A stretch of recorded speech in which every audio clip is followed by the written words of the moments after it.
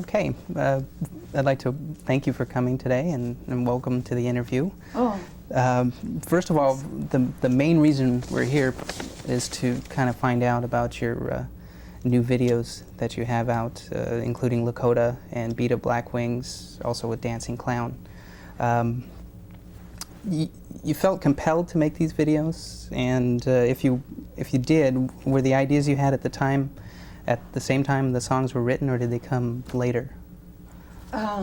They came after the completion of the record in various ways. We should maybe break it down into individual songs, and I'll tell you how they came around. Okay, first one being Lakota, since it's the first one we had on the tape. Can you tell me where that came from and how it came to be? Okay, well that one came in a kind of a mystical way. At the release of Chalkmark, Gloria and I traveled around the world running off at the mouth, you know, in self-promotional mode. In Japan, I also had an art show, and I sold, a little more than half of the show, so I had a little bit of money. So I put that money into an art kitty, and with the intention of using it for videos, since we get the videos are billed back to the artist anyway. Now, in regard to my music, it had always been a difficult decision for the record company to make, it seemed, as to what the single should be. And the video always accompanies the single, and sometimes the visions, the most visual songs for me, were not the ones that would be chosen. So ideas that might come to you would then have no outlet.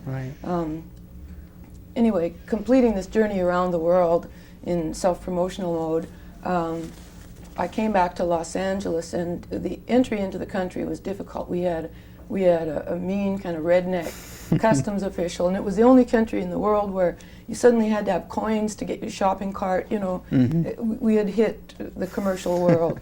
I guess you'd have to say there's a postpartum kind of depression that accompanies something like that. It was a lot of energy output and a very positive experience, but coming back to America, I was sort of flattened and overwhelmed because I was requested to, people wanted me to do this, do that, do this, do that, but what do I want to do, I said. So I lay around the house for a couple of days, and on about the third day, on a Tuesday, I got an idea. And my idea was this, and I said to my husband, I've got it. We're supposed to go to the Lakota reservation. We'll take all our Super 8 cameras. We have 4 Super 8 cameras and a bunch of film. We'll go onto the reservation. We'll wave a white flag, you know, so they allow us entrance, you know, because I'm a blonde, and after Custer, I don't think they take to blondes too much. And we'll say, we know you love the Black Hills. We want to make a video. Take this camera. Here's how it works. Go shoot everything that you love, your children, your friends, the landscape, whatever. When you run out of film, come back and we'll load you up again. So this was the dream, the fantasy, on a Tuesday.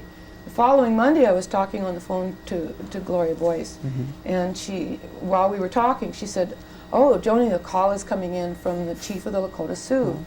So I said, "Oh, I've been thinking about them. Call me back and tell me what he wants." So what he wanted was, for the first time in I don't know how long, the Lakotas, who were scattered over several reservations, 7 or 8 reservations, had decided to unite and march in protest in regard to the Black Hills, and to speak and hold public meeting. It was a baby step for them in organization. And I was invited to march with them as a dignitary. So we went, and when we got there, I didn't even have to say, here's the camera and here's the film. The children that you see in the film kept running up and taking the camera and running off. And the reason that it's all in slow-mo is because when children between the age of 14 or 4 and 14 shoot, they think they're spraying flies. And there's a lot of fast movement and great inside subject matter, but technically you had to milk it to get the stability of the shot, you know, so that's why that style evolved. Yeah, it has a great effect as far as... dreamlike. It's very interesting to find out actually what was behind that, because it seems as if maybe did it seem something that they didn't understand, as far as, you know, all of these people coming in and wanting to film their way of life? Well, it didn't come like that, see, because it was never spoken that that's what we were there Yeah. for. We were there because I had written a song, I Am Lakota, in the first person, and Right. I think they were curious. I was invited to speak among the dignitaries Right. there as one of them. It was really quite That's an honor. great. And I had some confrontation over some of the lyrics. On the second day we were there, I wanted to film people as we got more comfortable with one another, Mm-hmm. saying some of the lines, Similarly. and they all had mimeographed lyrics. The chief had mimeographed my lyrics and passed them out. So I went around and nobody would touch certain lines. You know, poor drunk bastard Yeah. falls. And I did have some explaining. Some people were very confrontational with me. But it was written with a lot of empathy, and basically it was a magnet to a great adventure. Really. Right. It was quite touching. And at the end, when the woman passes the peace pipe to me, I was filming that segment. Oh. So I mistimed in a way with her because she passed the pipe to me and I didn't know whether I was confused. Should I put down my camera and accept it? And you'll see an expression on her face. She did it of her own volition, but when I hesitated, she looked over to a higher up, one of the chiefs, to see if it was all right to be doing this with me, I think. And there's a moment where her expression changes. Hesitation or... Yeah, That's interesting. It's really a great experience. As far as Beat of Black Wings, now this is a song that you've carried around with you for quite a while, as far as that you haven't put down on recording or video. What brought that to fruition? Oh, well, that was written for the last album. The vision, that was a collaboration, that piece. The Bauhaus style dancing was contributed by the director. The black soldier was, well, actually he's multiracial. He looks sort of Sandinista. Right. I mean, he, she, it. That was my idea, and it's an iffy thing because I had to play gender cross, Right. Racial cross, and age cross because he's a young soldier. Right. I think the director would have selected a different piece of footage. The parts that I selected were almost maybe too feminine. You know, like we did a lot of takes, and some of them were much butcher, and some of them, I think what we should do is have another edit. He should edit it also, because in the middle of it, I felt it was getting away from my vision, that it wasn't, and I wasn't a hostile takeover, but I took back the reels and edited myself. And it's a compromise of styles because they had begun editing in the long dissolves Right. and things, whereas I like a Lakota and Dancing Clown is my editing. That's more hard cut and shorter pieces. That's more the way I would have done it had it been all mine. So it's almost there, I think, as a piece of art. So the Bauhaus style dancing, that wasn't your ideal, or was it, or idea, excuse me, that wasn't something that you had conceived for the video, or was it? No. You know, with video directors, they get visual ideas, and then people come to them, and sometimes they'll laminate an idea onto a song, whether it has anything to do with the song or not. Right. So Jim Shea, you know, had this idea with the sketches from some Bauhaus dance routine that he'd seen, and I thought it was an odd juxtaposition. Originally, you know, I saw this guy drunk in a bar. Right. The soldier, he's mad at his girlfriend, he's mad at the powers that be. And I couldn't understand what he would be doing in a bar with these kind of dancers. So the idea then metamorphosized. I said, what if he's lying in an alley outside of a theater and they're rehearsing? Now it makes sense. So we found the alley, and luck was with us again, in that the Black Panther insignia was spray painted all over this alley, and the Black Panther insignia is a guy with a beret and a mustache and looks just like my character. Have you ever seen it? So this was sprayed all around in that area. The night we shot, speaking of spraying, they sprayed for, what is that stuff, Gloria? Oh, for med flies? Med flies. Yeah, so we took a heavy lungful of med fly poison that night. Gosh. Really isn't much more to say with it. Okay. I feel that piece is almost there. I'd like to see Jim's edit now. I think he's going to do another one, and I've had my go at it. I could take one more. Editing is an addiction, you know. So, as far as Dancing Clown, is that something you want to talk about as far as including it in the package? Is that, Yeah. how do you feel about that video? It's a different departure. It's light and it's very entertaining. That's all my idea. And I believe in amateur photographers. The Super 8 was shot by a friend of mine for many years, my art director for my album covers. Mm-hmm. He'd never filmed before that I know of. But he turned out, he's stocky and he has a beautiful weight and classical moves with the camera, and I think his footage was quite successful. The thing that I didn't want was the imposition of direction. I wanted to be alone in my kitchen listening to this piece of music with nobody telling you how to act alone in your kitchen. Just if I could get friends to shoot it. My mother gave me the idea. When the album came out, she said, I just love that song, Dancing Clown. She said, I put my headphones on and I dance around the kitchen. So I thought, that's a great idea, you know. It's an entertaining song, and you work with, on that song is Billy Idol and Tom Petty are in the background at the end. As far as originally I wanted to shoot Tom and Billy in their kitchens, just dancing around mindlessly. But things conspired and it never came off, so my cat, El Cafe, filled the bill. Okay. Yeah. I wanted to get on to talk about producing albums.